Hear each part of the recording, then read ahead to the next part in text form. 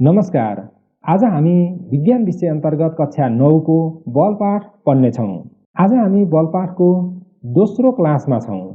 पहिलो क्लासमा हामीले बल भनेको के हो, स्थिर अवस्थाका वस्तु र गति अवस्थाका वस्तुहरू के हुन्, त्यस्तै गरेर स्पिड र भेलोसिटी अनि गति सम्बन्धी नियमहरू, इक्वेसन अफ मोसन, प्रवेग आदि कुराहरूको बारेमा पहिलो क्लासमा छलफल गरेका छौँ। तपाईहरुले त्यो भिडियो हेर्नु भएको छैन भने माथि दिएको आई बटनमा क्लिक गरेर त्यो भिडियो हेर्न सक्नुहुनेछ। तपाईहरुलाई शिवदीप स्किल एजुकेसनमा स्वागत छ। सुरु गरौँ आजको क्लास। आज हामीले पढ्ने कुराहरूको बारेमा यहाँ म तपाईहरुलाई देखाइरहेको छु। सबैभन्दा पहिले हामीले पढ्ने छौँ इनर्सियाको बारेमा। इनर्सिया भनेको के हो र इनर्सिया र पिण्डको सम्बन्ध के छ, यिनी कुराहरूको बारेमा हामीले छलफल गर्नेछौँ इनर्सियासँग सम्बन्धित रहेर। त्यस्तै गरेर हामीले मोमेन्टमको बारेमा पढ्नेछौँ भने न्युटनका चाल सम्बन्धी नियमहरूको बारेमा पनि पढ्नेछौँ र अन्तमा सन्तुलित र असन्तुलित बलको बारेमा पढ्नेछौँ। अब हामीले सुरु गर्छौँ इनर्सिया।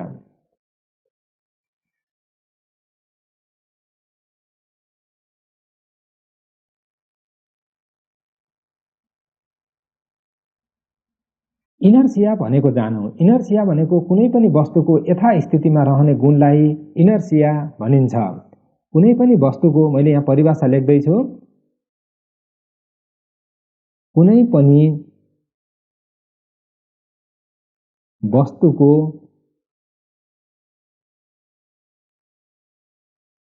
यथास्थितिमा रहन खोज्ने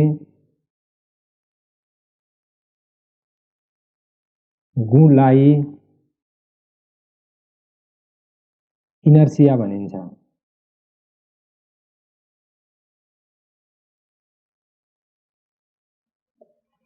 यो परिभाषा अनुसार हामीले के भन्न सक्छौं भने जस्तो कुनै पनि वस्तु गतिमा छ भने यो गतिमै रहन खोज्छ र कुनै पनि पोइन्टमा यो स्थिर रहेको छ भने त्यही स्थिर रहन खोज्छ।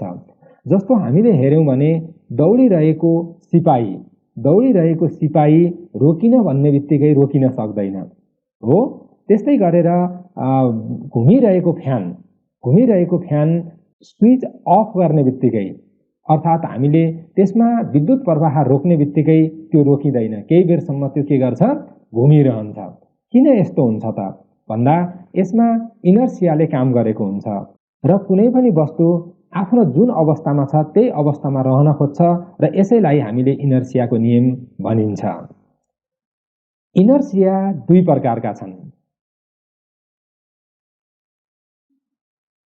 इनर्सिया दुई प्रकारका छन्। नम्बर 1 मा चाल इनर्सिया।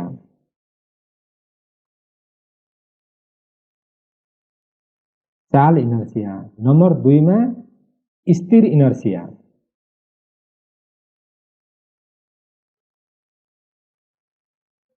चाल इनर्सिया र स्थिर इनर्सिया गरेर दुई प्रकारका इनर्सियाहरूको बारेमा हामीले यहाँ छलफल गर्छौं। सबभन्दा पहिले चाल इनर्सिया के हो त्यो कुरा बुझौं। चालमा रहेको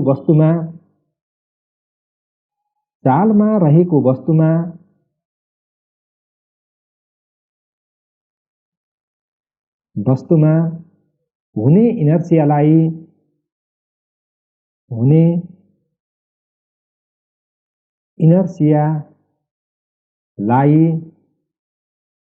चाल इनर्सिया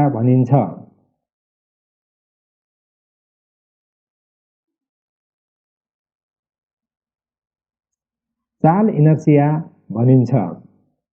चाल इनर्सियाले गर्दा, यसैमा हामीले जानौं, चाल इनर्सियाले गर्दा स्विच अफ गरेपछि पनि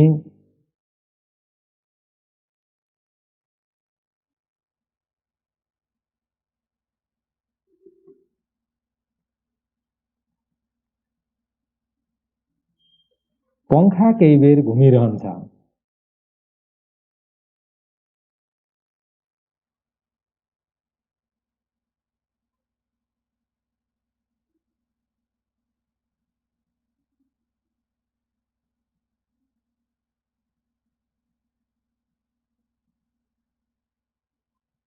यो उदाहरण हो। चाल इनर्सियाले गर्दा स्विच अफ गरेपछि पनि पंखा केही बेर घुमिरहन्छ।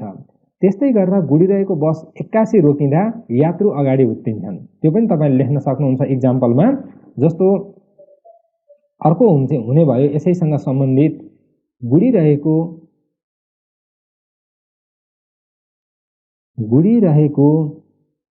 बस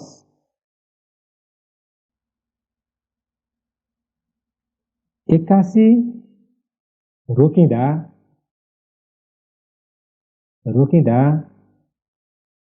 यात्रुहरू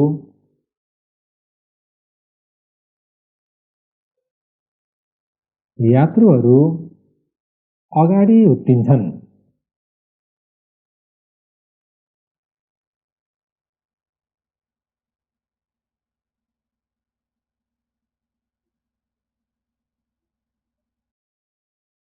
यो कुरा तपाईले सम्झनु पर्यो। मैले यहाँ किन लेखिरहेको छु भने मैले यसको सोर्स फाइल तपाईहरुलाई दिनेछु। मैले जुन लेखिरहेको छु यो कुरा मैले तपाईहरुलाई डाउनलोड गर्न दिनेछु। तपाईले तल डिस्क्रिप्सन बक्समा गएर सोर्स फाइलको लिंकमा यो फाइललाई तपाईले डाउनलोड गर्न सक्नुहुनेछ। तपाईहरुले जस्तो यो कुरा यहाँ सुन्दै कपीमा लेख्दै गइरहनु पर्दैन। तपाईले पछि बिस्तारै हेरेर पनि लेख्न सक्नुहुन्छ। तर पनि पूर्ण भने हुँदैन, किनभने तपाईले भिडियो हेर्नुपर्ने हुन्छ। कतिपय कुराहरू मैले यहाँ गोलो लगाएको हुन्छु, कतिपय कुराहरू लेख्दाखेरि थप इक्जाम्पलहरू दिएको हुन्छ। जस्तो तपाईले यहाँ हेर्नुभयो भने जस्तो अब रेखा तानिएको छ, यो विविध कुराहरू के हुन् भनेर बुझ्नको लागि भिडियो भने हेर्नुपर्ने हुन्छ। तपाईले यहाँ रहेका कुराहरू कुनै बुझ्नु भएन भने अवश्य पनि सोध्न सक्नुहुन्छ, कमेन्ट गरेर सोध्न सक्नुहुन्छ। मैले यहाँ सकेसम्म कम समयमा धेरै कुरा बुझाउने, धेरै कुरा समेट्ने प्रयास गरेको हुन्छु। त्यसैले गर्दा कतिपय कुराहरूमा तपाईहरुलाई कन्फ्युजन हुन सक्छ। भयो भने अवश्य पनि तपाईले मेसेज गर्न सक्नुहुन्छ। शिवदीप स्किल एजुकेसनको फेसबुक पेजमा गएर तपाईले मेसेज लेख्न सक्नुहुन्छ। त्यो पेजलाई लाइक गर्नुस्, त्यहाँ हरेक अपडेटहरू प्राप्त गर्नुहुनेछ। र तपाईहरुले यहाँ जति पनि कुराहरू पढाइ भएका हुन्छन् यिनीहरुसँग सम्बन्धित रहेर सोही दिन तपाईले जतिखेर हेर्नुहुन्छ त्यतिखेर तपाईहरुले प्रश्नहरू गर्न सक्नुहुन्छ। यही कमेन्ट गरेर पनि तपाईले प्रश्न सोध्न सक्नुहुन्छ। ओके, हामीले यहाँ चाल इनर्सियाको बारेमा मैले यहाँ केही कुराहरू तपाईलाई बताएँ। चालमा रहेको वस्तुमा हुने इनर्सियालाई चाल इनर्सिया भनिन्छ। चाल इनर्सियाले गर्दा स्विच अफ गरेपछि पनि पंखा केही बेर घुमिरहन्छ। गुडेको बस एक्कासी रोकिँदा यात्रुहरू अगाडि उत्तिन्छन्। यिनी कुराहरू के को कारणले गर्दा हुन्छ भन्दा चाल इनर्सियाको कारणले गर्दा हुन्छ। तपाईहरुलाई परीक्षामा सोध्न सक्छ स्विच अफ गरेपछि पनि पंखा केही बेर घुमिरहन्छ भनेर सोध्न सक्छ। स्विच अफ गरेपछि पनि पंखा घुमिरहन्छ किनभने त्यसमा चाल इनर्सिया रहेको हुन्छ। यसरी तपाईले उत्तर दिन सक्नुहुन्छ। अब हामीले यहाँ हेरौं स्थिर इनर्सियाको बारेमा। स्थिर इनर्सिया, स्थिर इनर्सिया भनेको के हो त्यो जानौं। स्थिर अवस्थामा रहेको वस्तुमा हुने स्थिर अवस्थामा रहेको वस्तुमा हुने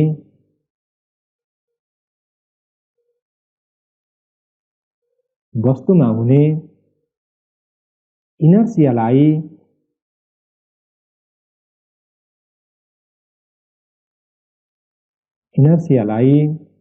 स्थिर इनर्सिया भनिन्छ।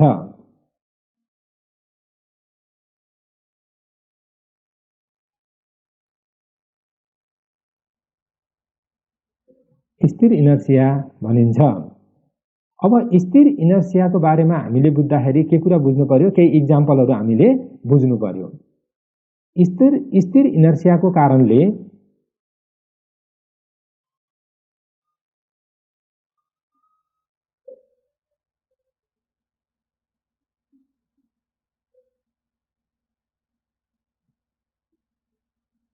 स्थिर अवस्थामा रहेको वस्तु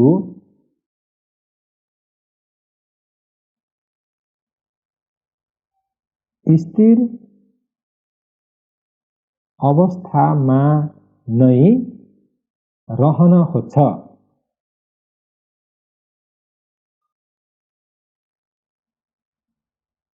यो महत्त्वपूर्ण कुरा हो। स्थिर इनर्सियाको कारणले गर्दा स्थिर अवस्थामा रहेको वस्तु स्थिर अवस्थामा नै रहन खोज्छ। र यसको इक्जाम्पलमा हामीले हेरौँ स्थिर इनर्सियाले गर्दा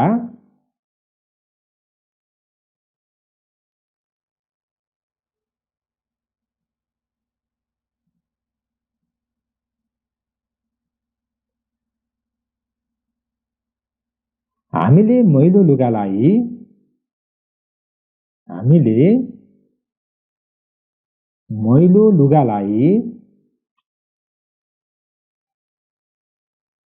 लट्ठीले पिट्दा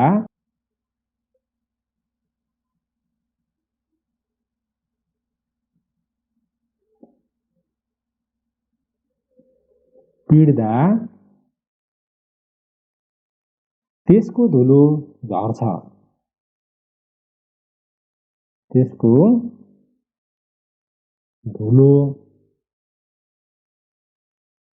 झर्छ। यो तपाईले सम्झिनु पर्यो।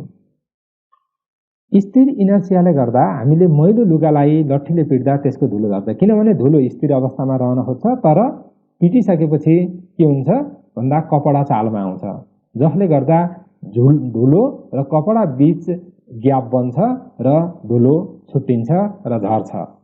यस प्रकारले तपाईले स्थिर इनर्सिया र चाल इनर्सियाको बारेमा केही कुरा बुझ्नुभयो भन्ने लागेको छ।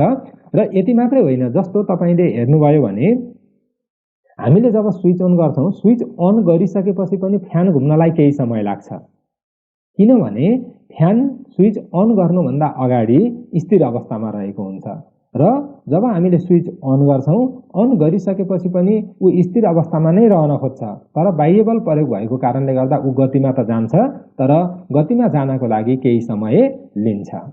यसलाई हामीले स्थिर इनर्सियाको कारणले गर्दा भएको भनेर भन्न सक्छौं। त्यो कुरा तपाईले यहाँ लेख्नुस् है। दोस्रो इक्जाम्पल त्यो पनि हुने भयो। त्यस्तै गरेर अन्य धेरै इक्जाम्पलहरू छन्, तिनीहरूको बारेमा हामीले कारण लेखा वा अभ्यासमा अन्य कुराहरू हेर्न सक्नेछौँ। अहिलेलाई मैले स्थिर इनर्सियाको बारेमा यति गरेँ। अब हामीले हेरौँ पिण्ड र इनर्सिया बीचको सम्बन्ध। पिण्ड र इनर्सिया बीचको सम्बन्ध।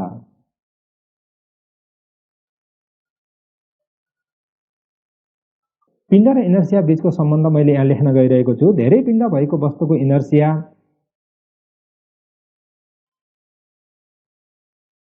पिण्ड भएको वस्तुको इनर्सिया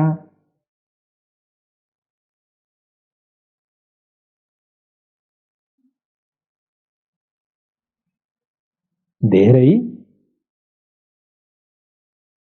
र थोरै पिण्ड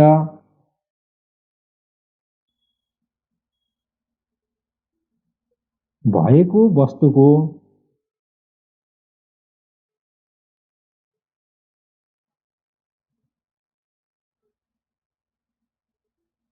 इनर्सिया कम हुन्छ। अब हामीले हेरौँ धेरै पिण्ड भएको वस्तुको इनर्सिया धेरै र थोरै पिण्ड भएको वस्तुको इनर्सिया कम वा थोरै हुन्छ। यो कुरा सम्झनु पर्यो। अर्थात पिण्ड र इनर्सियाको बीचमा समानुपातिक सम्बन्ध हुन्छ। पिण्ड धेरै हुँदा इनर्सिया पनि धेरै हुन्छ भने पिण्ड थोरै हुँदा इनर्सिया पनि थोरै हुन्छ। त्यसैले गर्दा इक्जाम्पल हामीले हेर्यौं भने के हुन्छ त भन्दा धकेलेर साइकललाई सजिलै गुडाउन सकिन्छ,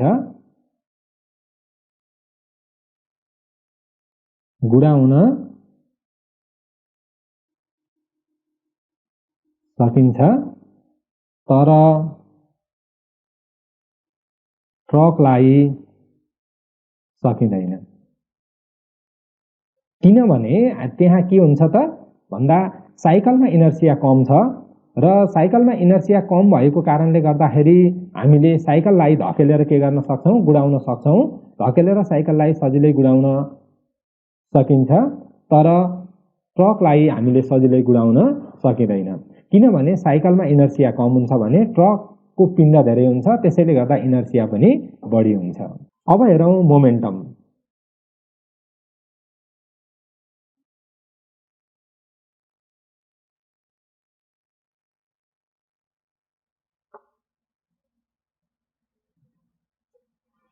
मोमेन्टममा हामीले जान्नुपर्ने कुरा के छ भन्दा कुनै पनि वस्तुमा हुने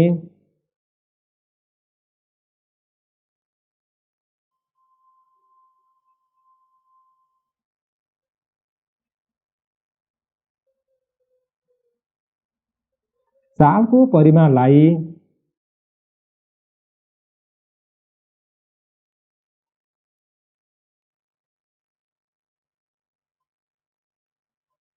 परिमाणलाई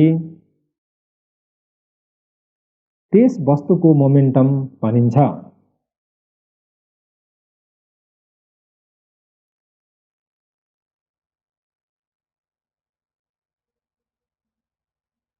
मोमेन्टम भनिन्छ।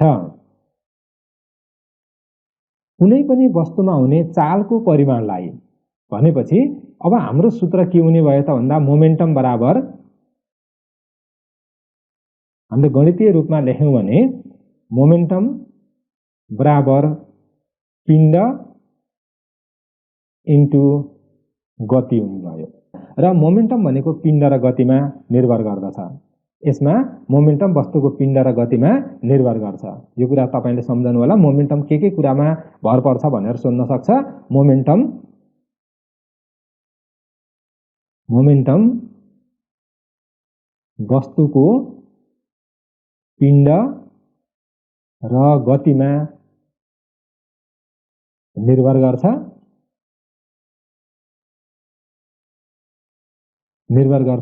अर्थात् कुनै पनि वस्तुको पिण्ड वा गति बढेमा मोमेन्टम पनि बढ्छ। र यसको एकाइ के हो त भन्दा सामान्य रूपले हामीले बुझ्न सक्छौं मोमेन्टमको एसआई एकाइ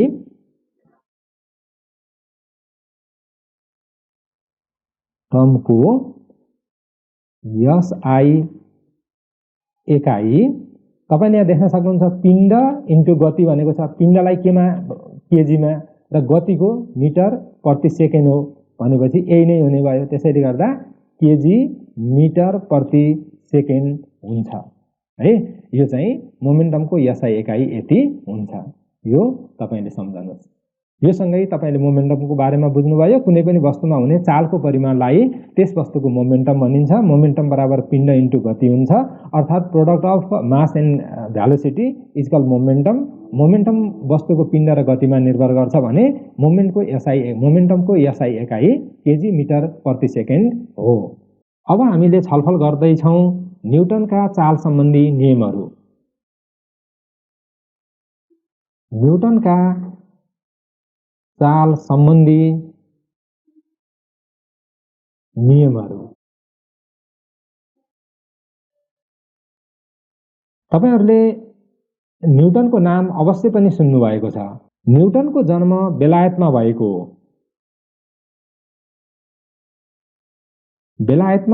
हो र न्युटनले 1687 मा चाल सम्बन्धी नियमहरू प्रतिपादन गरे र तिनै नियमहरूलाई हामीले न्युटनका चाल सम्बन्धी नियमहरू भनिन्छ। सायद लेख्नु पर्दैन, तपाईहरुले बुझ्नुहुन्छ यति कुरा त। न्युटनको जन्म बेलायतमा भएको थियो र उनी एउटा वैज्ञानिक थिए, हामीले बुझेका छौं र उनले धेरै कुराहरू गुरुत्वाकर्षण लगायत विविध कुराहरूमा उनले अध्ययन गरे र विभिन्न नियमहरू प्रतिपादन गरे। त्यसमध्ये उनले 1687 मा गति सम्बन्धी अथवा चाल सम्बन्धी नियमहरू प्रतिपादन गरे र तिनै नियमहरूलाई हामीले के भन्छौं त भन्दा न्युटनका चाल सम्बन्धी नियमहरू भनेर भन्छौं। उनले प्रतिपादन गरेका नियमहरू 3 वटा छन् र ती 3 वटा नियमहरूमा हामीले 1 नम्बरमा हेर्दैछौं न्युटनको चाल सम्बन्धी पहिलो नियम।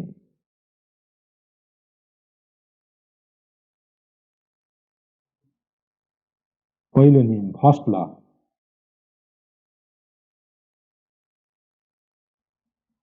पहिलो नियममा भनिएको छ कुनै वस्तुमा बाहिरी बल नलगाएसम्म कुनै वस्तुमा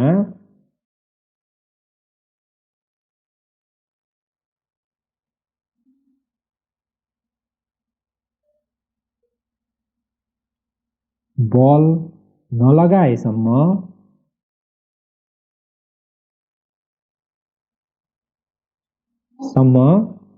उक्त वस्तु स्थिर छ भने वस्तु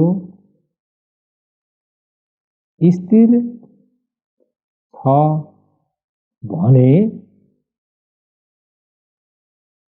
स्थिर अवस्थामै रहिरहन्छ।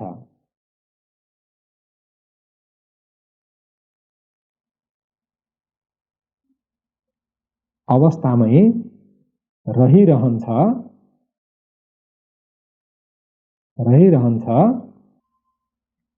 र चाल अवस्थामा छ भने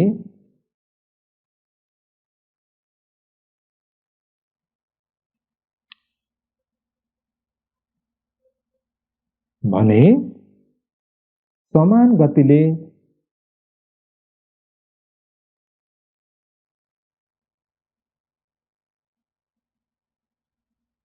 अगाडि गइरहन्छ।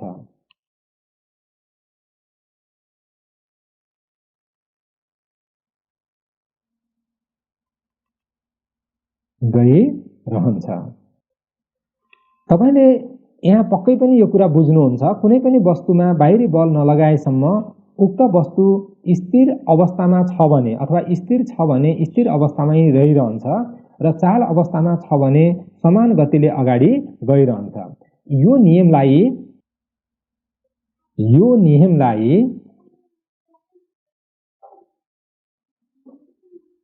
इनर्सियाको नियम पनि भनिन्छ।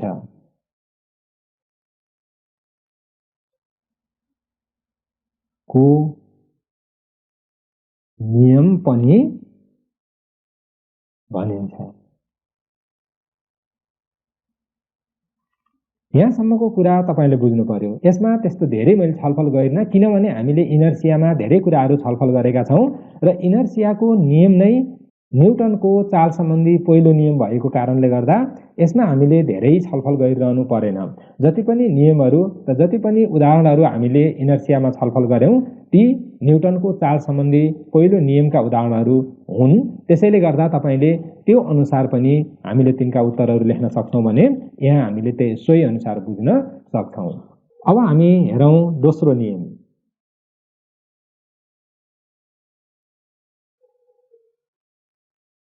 सेकेन्ड ल।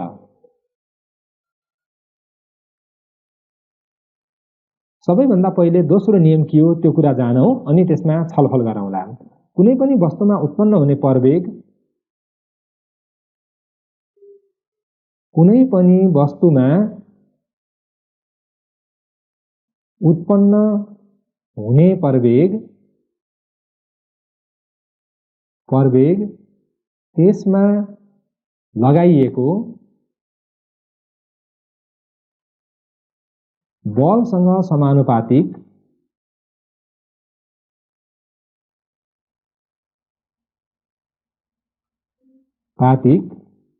र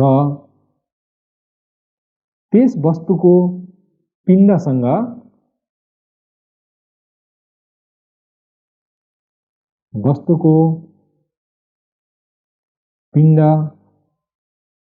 व्युत्क्रमानुपातिक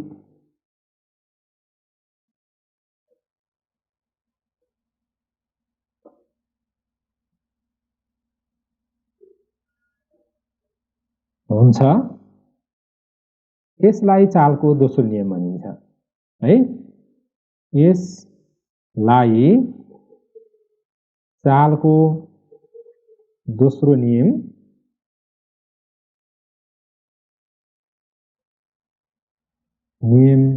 भनिन्छ।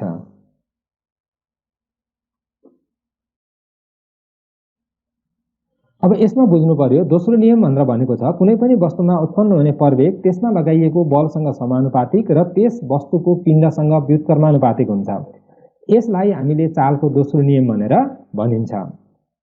यो परिभाषा भयो। अब हामीले यसैसँग सम्बन्धित रहेर यसलाई हामीले गणितीय रूपमा पनि लेख्न सक्छौं। यहाँ प्रवेग A डाइरेक्टली प्रोपोर्शनल टू बल F। तपाईले सम्झिनुहुन्छ यसलाई? मैले नम्बर 1 मा लेखेँ, यो अवस्थामा पिण्ड स्थिर छ भने है। पिण्ड फेरि बढ्यो घट्यो भने अब कहिलेकाहीँ फरक हुन्छ, प्रवेग नबढ्न पनि सक्छ। जस्तो हामीले सानो भलिबलमा लगाएको अथवा फुटबलमा लगाएको बल र हामीले ट्रकमा लगाएको बलले समान प्रवेग उत्पन्न हुँदैन, त्यो कुरा बुझ्नु पर्यो तपाईहरुले। प्रवेग ए डाइरेक्टली प्रोपोर्सनल टु बल एफ र सेकेन्डमा हामीले हेर्छौं प्रवेग ए इन्भर्सली प्रोपोर्सनल टु पिण्ड।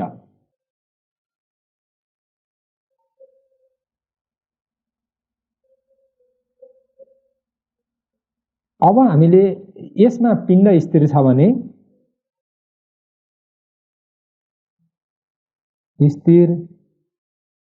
भने र यहाँ चाहिँ बल स्थिर छ भने हामीले यो कुरा लेख्न पाउँछौं। अब यो दुईवटा समीकरणहरूलाई मिलाउँदाखेरि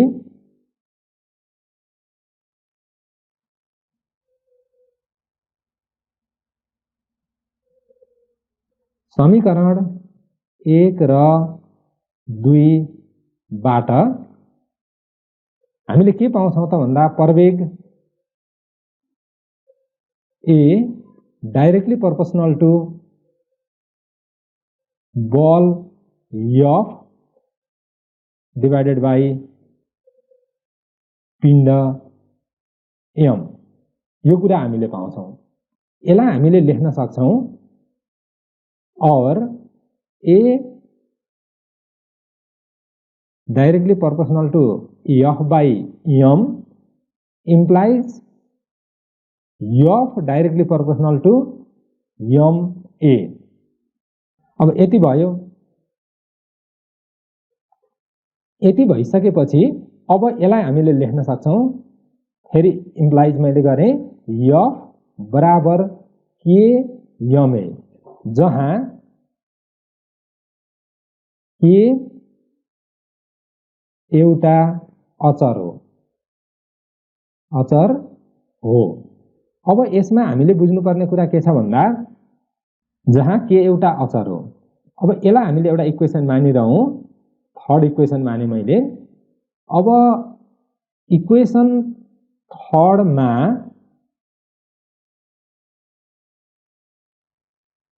ए बराबर 1 मीटर प्रति सेकेन्ड स्क्वायर र m बराबर 1 kg राख्दा f को मान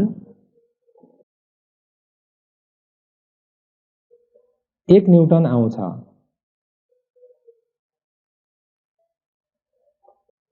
तसर्थ k को मान 1 हुन्छ। त्यसकारण हामीले लेख्न सक्यौं, त्यसकारण f बराबर ma, यो हाम्रो फाइनल इक्वेसन हो र यसलाई हामीले के भन्छौं, न्यूटनको चाल सम्बन्धी दोस्रो नियम भन्छौं। यो सूत्र प्रयोग गरेर हामीले कुनै पनि वस्तुमा उत्पन्न भएको प्रवेग र उसको पिण्डको आधारमा बलको क्याल्कुलेट गर्छौं अथवा फोर्स हामीले क्याल्कुलेट गर्छौं।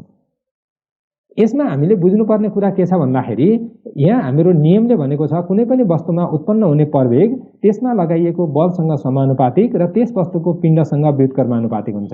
यही परिभाषाको आधारमा हामीले लेख्यौं प्रवेग ए डाइरेक्टली प्रोपोर्सनल टु बल र प्रवेग A directly proportional to 1 by पिण्ड। अर्थात यसलाई हामीले पढ्दा यस्तो कुरा पढ्दा हामीले कसरी पढ्छौं भन्दा प्रवेग ए इन्भर्सली प्रोपोर्सनल टु पिण्ड यम भनेर पढ्छौं। हामीले 1 बाई पिण्ड यम भन्दैनौं है, इन्भर्सली प्रोपोर्सनल भन्यौं भने।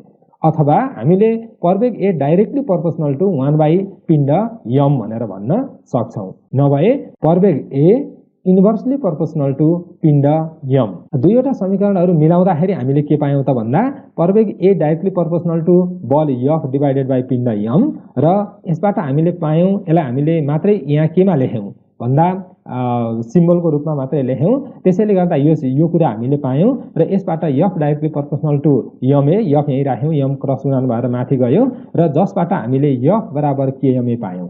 र यदि यम र ए को भ्यालु 1 भएको अवस्थामा अर्थात् पिण्ड 1 kg र प्रवेग 1 मिटर प्रति सेकेन्ड भएको अवस्थामा बल एफ को मान 1 न्युटन हुन्छ र त्यो हुनको लागि के हुनुपर्छ, के बराबर 1 हुनुपर्छ। त्यसैले गर्दा हामीले यहाँ के को मान 1 हुन्छ भनेर लेख्यौँ। यसको आधारमा हामीले फाइनल रिजल्ट पायौँ एफ बराबर एमए। एफ बराबर एमए हामीले रिजल्ट पायौँ र यो रिजल्टलाई हामीले बल क्याल्कुलेट गर्नको लागि अर्थात् फोर्स क्याल्कुलेट गर्नको लागि प्रयोग गर्छौँ। अब हामीले हेरौँ तेस्रो नियम।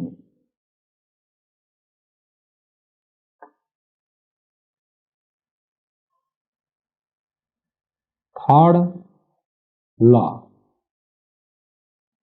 तेस्रो नियम हामीले यहाँ पहिले लेखौँ। हरेक क्रियामा बराबर तर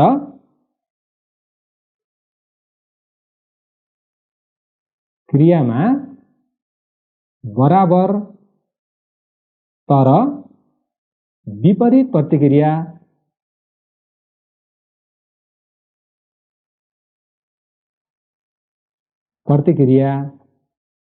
हुन्छ। जस्तो उदाहरणको लागि उदाहरण हामीले हेर्यौं भने बन्दुकले गोली हान्दा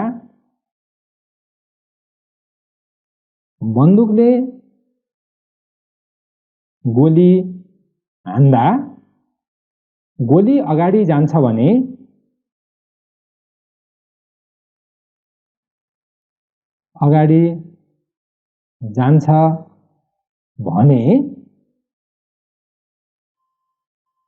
बन्दुक पछाडि आउँछ।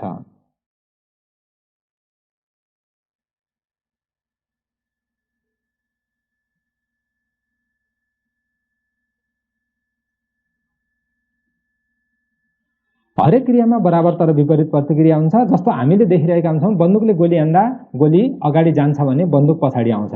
अब यो त हामीले सबैले देखिरहेका हुँदैनौँ। अब यो भने अब हामीले प्रयोग गर्दाखेरि हुने अर्को महत्त्वपूर्ण कुरा के छ, जस्तो डुङ्गाबाट हामीले बगरमा अथवा भनौँ पानीबाट त्यो डुङ्गामा चढेर हामीले अगाडि हाम फाल्यौँ भने डुङ्गा के हुन्छ, पछाडि जान्छ।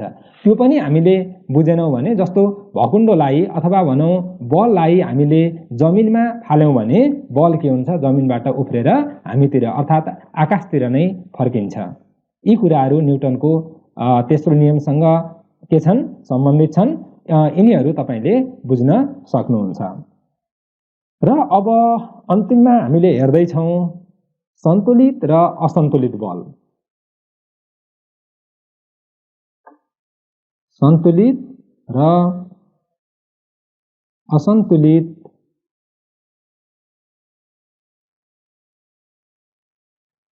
बल कुनै वस्तुमा लाग्ने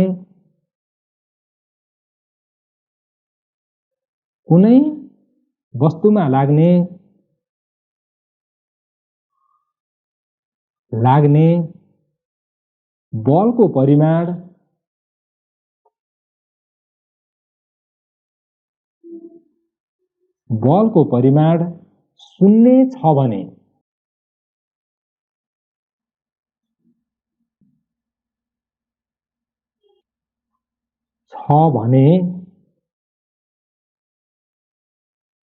त्यसलाई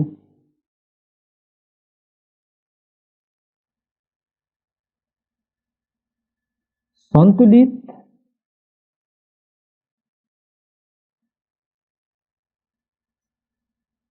बल भनिन्छ। कुनै वस्तुमा लाग्ने बलको परिमाण शून्य छ भने त्यसलाई सन्तुलित बल भनिन्छ। परिमाण शून्य हुनु पर्यो, बल शून्य हुँदैन, सम्झनु पर्यो है। बलको परिमाण शून्य छ भने जस्तो यो जुन तान्ने खेल खेलिन्छ अथवा कुनै पनि एउटा वस्तु यहाँ हामीले राख्यौँ र यसलाई दुईतिरबाट तान्यो, दुईतिरबाट यसलाई तानेको छ भने यता तान्यो र अब हाम्रो के हुने भयो भन्दाखेरि जबसम्म यता लगाएको बल र यता लगाएको बल भनेको दुईतर्फ लगाएको बल बराबर हुन्छ, यो बीचमा रहन्छ। तर जब एकातिरको बल धेरै हुन्छ रिजल्टेन्ट फोर्स त्यो साइडमा जान्छ। अर्थात् हामीले बुझ्नुपर्ने कुरा के हुन्छ भन्दा बल जता धेरै लाग्छ त्यो वस्तु त्यतैतिर ढल्किन्छ। त्यति बेला भने सन्तुलित हुँदैन, असन्तुलित हुन्छ। अथवा एकातर्फको बल बढ्यो भने त्यो असन्तुलित हुन्छ, तर दुवैतर्फको बल बराबर भयो भने त्यसलाई हामीले सन्तुलित भनेर भन्छौँ। असन्तुलित बलको परिभाषा जानौँ। यदि कुनै वस्तुमा लगाइएको बलको परिमाण यदि कुनै वस्तुमा लगाइएको बलको परिमाण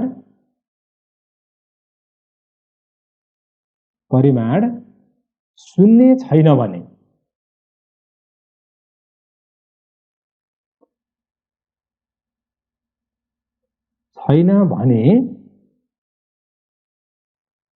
त्यस्तो बललाई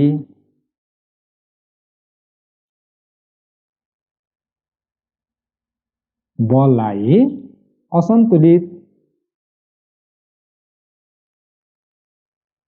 बल भनिन्छ।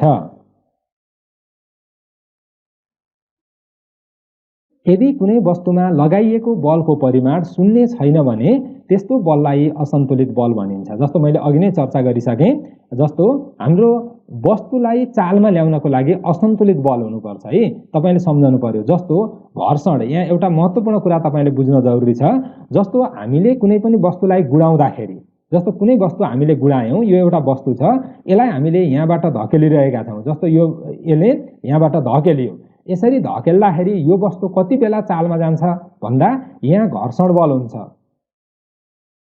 घर्षण बल लेस देन लगाएको बल, अर्थात् यो वस्तुमा लगाएको बल धेरै छ भने यो के हुन्छ, चालमा जान्छ। जति बेलासम्म लगाएको बल कम हुन्छ त्यो बेलासम्म यो चालमा जाँदैन। त्यसैले गर्दा हामीले के हुनुपर्छ भन्दा घर्षण बल र हामीले लगाएको बल जति बेलासम्म ब्यालेन्स हुन्छ अथवा भनौँ रिजल्टेन्ट फोर्स जबसम्म शून्य हुन्छ तबसम्म यो चालमा जाँदैन। जब हामीले लगाएको बल धेरै हुन्छ, रिजल्टेन्ट फोर्स जेरो हुँदैन, त्यतिखेर भनेको त्यतिखेर लगाइएको बल, हामीले लगाएको बल धेरै हुन्छ र यो वस्तु केमा जान्छ, चालमा जान्छ। र मैले अघि नै भने यो खालको उदाहरणमा भन्दा यसमा तपाईले बुझ्न सक्नुहुन्छ। जस्तो डोरी तान्ने खेल, जबसम्म दुई समूहले डोरी तान्दा बराबर बलको प्रयोग भइरहेको हुन्छ त्यति बेलासम्म डोरी एकातिर जाँदैन अथवा मानिसहरू के हुन्छ, ब्यालेन्स अवस्थामा रहेका हुन्छन्। तर जब एउटा समूहको बल धेरै हुन्छ, बल धेरै भइसकेपछि त्यतातिर डोरी जान्छ। यस प्रकारले तपाईले सन्तुलित र असन्तुलित बलको बारेमा बुझ्न सक्नुहुन्छ। मैले सबै परिभाषाहरू यहाँ राम्रोसँग लेखिदिएको छु। तपाईहरूले भिडियोसँगै यी परिभाषा हेर्नुभयो भने थप तपाईले बुझ्नुहुनेछ र यो फाइल तपाईले तल डिस्क्रिप्सन बक्सबाट डाउनलोड गरेर लिन सक्नुहुन्छ। पक्कै पनि तपाईले केही कुरा बुझ्नुभयो भन्ने लागेको छ। हामीले कक्षा 9 को दोस्रो पाठ है, विज्ञान अन्तर्गतको दोस्रो पाठ बल पाठ पढेर सकायौँ। अर्थात् हामीले यो पाठको बारेमा हामीले मोटामोटी छलफल गरेका छौँ। यससँग सम्बन्धित तपाईहरूले कतिपय प्रश्नहरू जान्नु भएन वा बुझ्नु भएन भने तपाईले तल कमेन्ट गरेर सोध्न सक्नुहुन्छ अथवा शिवदीप स्किल एजुकेसनको फेसबुक पेज, शिवदीप.com वेबसाइट आदिमा गएर पनि तपाईले कमेन्ट गर्न सक्नुहुन्छ, साथै त्यहाँ गएर म्यासेज गर्न सक्नुहुन्छ। सकेसम्म तपाईहरूलाई सिकाउने उद्देश्य हो, तपाईहरूलाई सिकाउने कोसिस गर्नेछु। यो भिडियोलाई लाइक गर्नुहोला, त्यस्तै गरेर यो च्यानललाई सब्स्क्राइब गर्नुहोला। तपाईको दिन शुभ रहोस्। धन्यवाद।